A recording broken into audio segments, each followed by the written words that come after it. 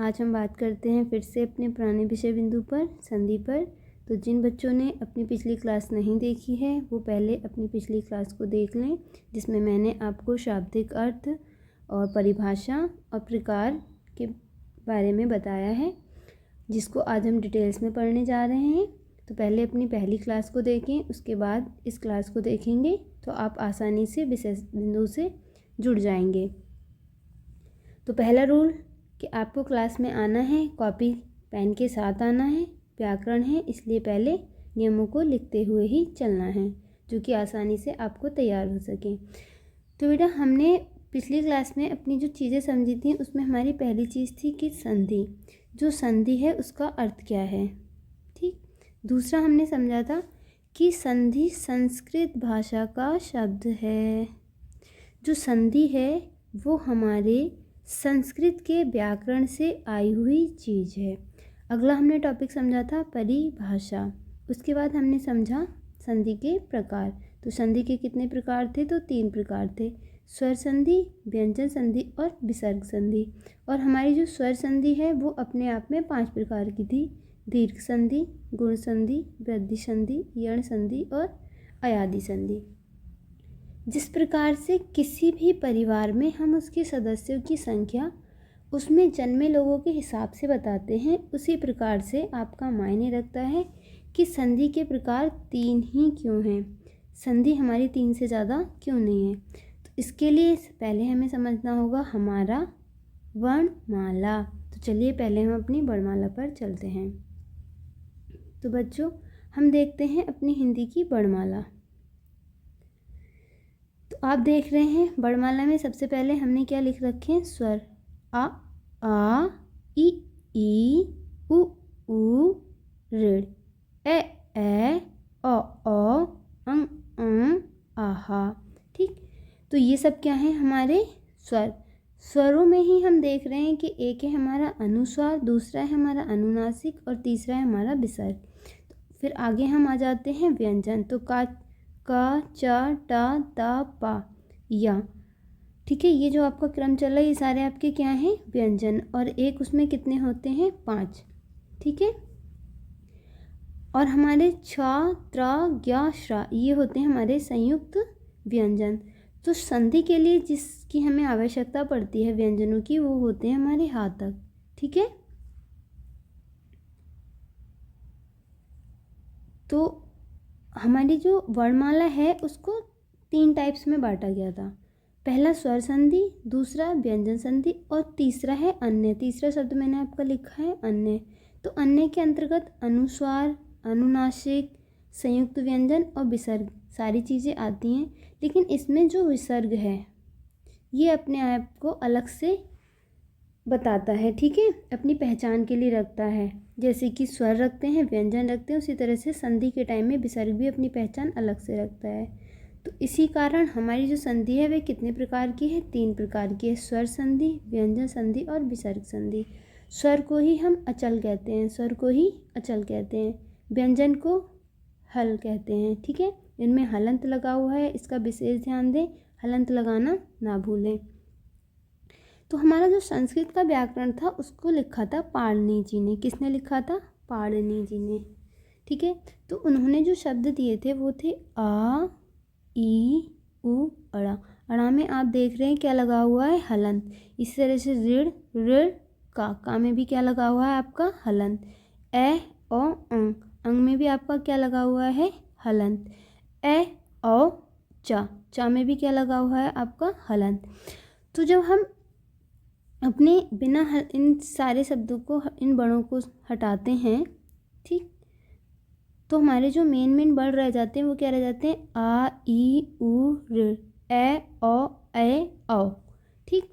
जो हमारा संस्कृत का वर्णमाला है उसमें ऋ होता है। जो हमारा संस्कृत का वर्णमाला है उसमें ही हमारा इस तरह का आप ऋ देखते हो वो होता है। हिंदी में ये दोनों नहीं होते हैं, इसीलिए हम हिंदी की संधि के समय में इसका प्रयोग नहीं करते हैं। तो जो संधि के लिए हमारा जो सूत्र है उसमें हमारे 3 प्रकार के निकल के आए थे। तो एक निकला था हमारा अक। क्या निकला था? पहला हमारा अक, दूसरा हमारा निकला था इक, तीसरा हमारा निकला था अच। तो हमारे जो वर्ण निकले थे वो 3 तरह के निकले थे, अकवर्ण, इकवर्ण, अचवर्ण, ठीक है। और ये सब क्या हैं आपके स्वर, क्या हैं स्वर। तो अक के अंतर्गत आ जाता है आपका अ, ई, उ और ऋ, ठीक है। और आपके छोटे आ के अंदर ही आपको समझना है कि बड़ा आ भी है, छोटी ई की बात हो रही है तो मतलब बड़ी ई भी है, छोटे ऊ की बात हो रही है तो मतलब बड़ा ऊ भी वहाँ पे आएगा, ठीक है। ऋ, इक की बात हो रही है तो कहाँ से स्टार्ट होगी, ई से, कहाँ से स्टार्ट होगी, ई से। देखो बहुत छोटा सा डिफरेंस है, इसलिए ध्यान से देख के चलना है। अक की बात हो रही है तो आ से लेकर ऋ तक, इक की बात चल रही है तो ई से लेकर ऋ तक। अब अंतिम आता है आपका तीसरा अच, तो अच में आता है आपका ए, ओ, ए, औ, ठीक। छोटी ए छोटा ओ, बड़ी ए बड़ा ओ, ठीक। आप अपनी क्लियरेंसी के लिए जिस तरह से बोलना पसंद करते हो वैसे बोल सकते हैं। तो चलिए हम चलते हैं आगे अपने प्रकारों पर। तो मुख्यतः संधि को 3 भागों में वर्गीकृत किया गया है। प्रत्येक भेद अपने विशेष नियमों व विशेषताओं के तहत प्रयोग किया जाता है। आप आराम से अपनी कॉपी लेकर उसे नोट कर सकते हैं। संधि के भेद तो कितने भेद हैं, 3 भेद हैं, स्वर, व्यंजन और विसर्ग। और मैंने आपको बता दिया कि 3 ही क्यों है, क्योंकि आपकी जो वर्णमाला है वो 3 में है, स्वर में, व्यंजन में, और जो आपका विसर्ग रखा गया है वो किस में रखा गया है, अन्य में, ठीक है। स्वर संधि को बांटा गया है 5 प्रकार में, दीर्घ, गुण, वृद्धि, यण, अयादि। सिर्फ हम लिखते हुए ही नहीं चलेंगे, समझते हुए भी चलेंगे और हम याद करते हुए भी चलेंगे। तो स्वर संधि के कितने प्रकार हैं, 5, दीर्घ, गुण, वृद्धि, यण, अयादि। दीर्घ, गुण, वृद्धि, यण, अयादि, ठीक बेटा। तो पहला आप सुनने, ध्यान बिल्कुल अलग नहीं करना है, कॉपी पे ध्यान रखना है। मम्मी आवाज़ दे रही हैं, कोई आवाज़ दे रहा हो, ठीक है, आपको अपनी पढ़ाई पे फोकस करना है। तो हमारा पहला प्रकार क्या है, स्वर संधि। पहला प्रकार क्या है आपका, स्वर संधि। तो 2 स्वरों, स्वर सबको पता है, आ से लेकर आहा तक, जबकि आहा हमारा किस में चला जाता है, विसर्ग संधि में। किस में चला जाता है, विसर्ग संधि में, ठीक है।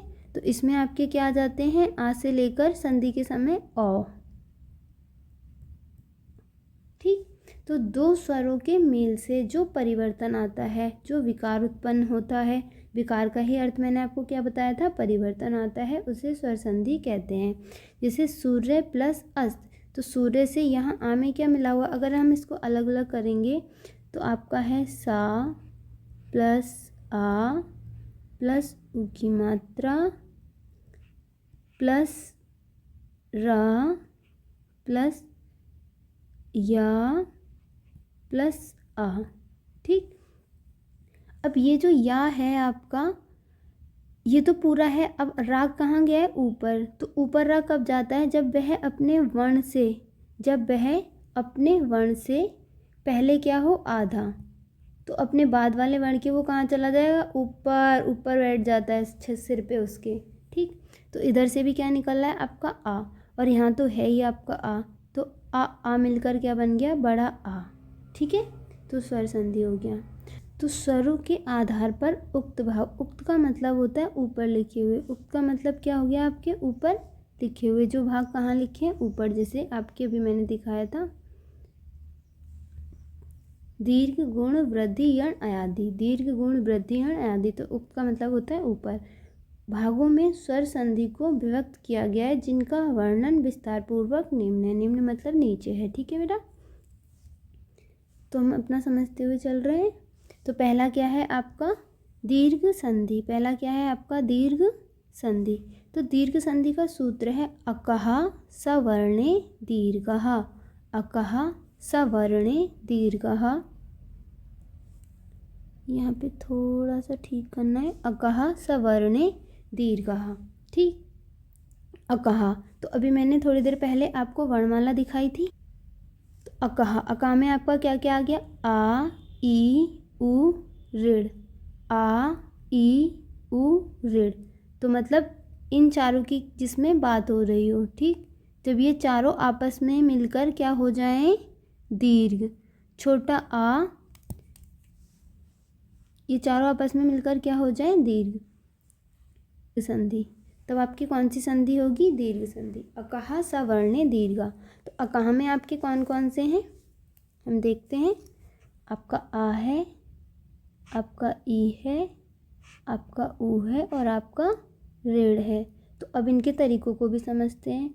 छोटा आ प्लस छोटा आ, तब भी क्या बनेगा, बड़ा आ प्लस आ, तब भी क्या बनेगा, क्योंकि कोई तीसरा तो है ही नहीं। आ प्लस आ, तब भी क्या बनेगा, आ प्लस आ, तब भी क्या बनेगा, आ। तो यही नियम आपका ई, ऊ और ऋण पे लागू होगा।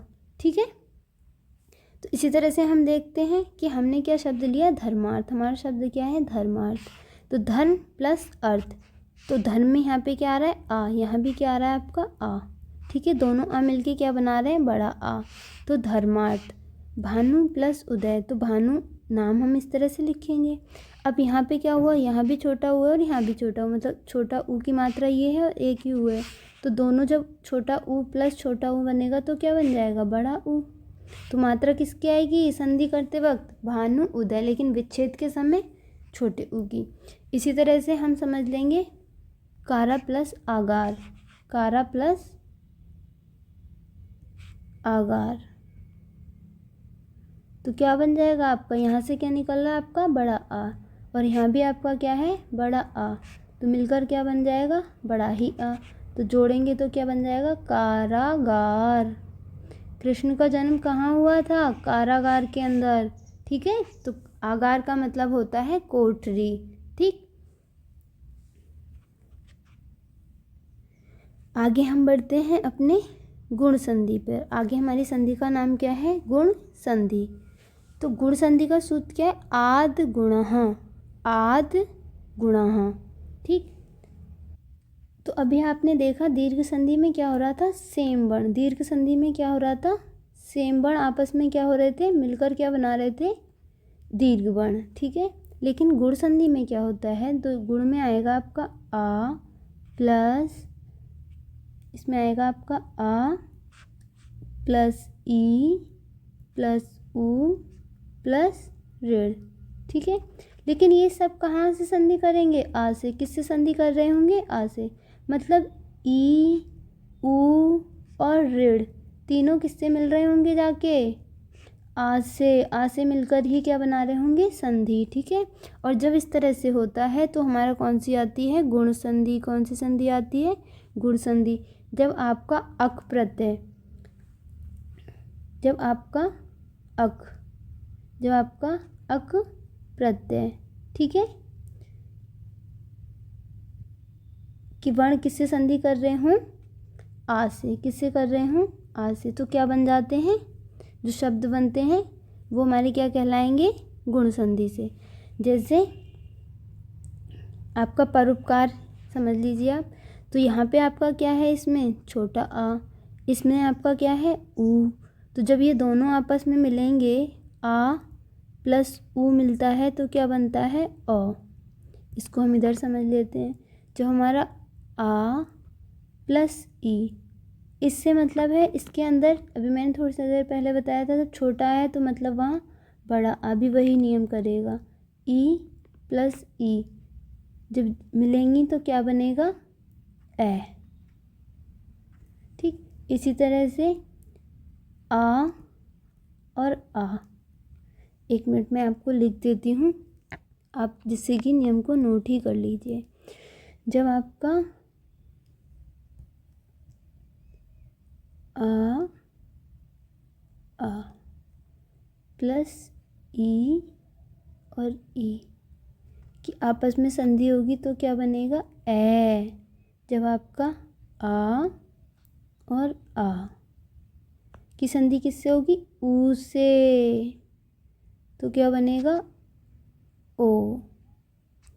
और जब आपकी आ और आ की संधि किससे हो रही हो, ऋण से, तो क्या बनता है बच्चा, अर। ठीक, तो अब आपका कॉन्सेप्ट क्लियर होना चाहिए। जब आपका अक प्रत्यय, अक का मतलब होता है आ ई उ ऋण, जब ये आपस में एक दूसरे से वर्ण मिलकर क्या बनाएंगे, दीर्घ वर्ण, तो आपका क्या हो जाएगा, दीर्घ संधि। जब आपका अक प्रत्यय ही, ठीक है, जब आपका अक प्रत्यय ही अपने अन्य वर्णों से, मतलब सिर्फ आ जो है, मतलब ई उ और आपका ऋण, ये किससे संधि करेंगे, आ से, तो क्या हो जाती है, गुण संधि। तब कौन सी संधि हो जाती है, गुण संधि। तो आप इसको नोट कर लें, इसके नियम को नोट कर लें, ये इस तरह से बनता है। ठीक, तो इसमें हम देख रहे हैं बसंत ऋतु। अभी आपका कैसे टूटा, इसको आप डिटेल में समझ लीजिए। इसको मैं रफ कर देती हूँ क्योंकि आप समझ चुके होंगे, आपने नोट भी कर लिया होगा। ये बसंत ऋतु का रा कैसे ऊपर पहुँचा। हम कल मिलते हैं, ऑनलाइन रहें, क्लास को ज़रूर देखें और अपने दोस्तों को शेयर करें ताकि उन्हें भी सुविधा रहे और 1-2 नंबर लाने में आसानी रहे। लाइक करें, शेयर करें।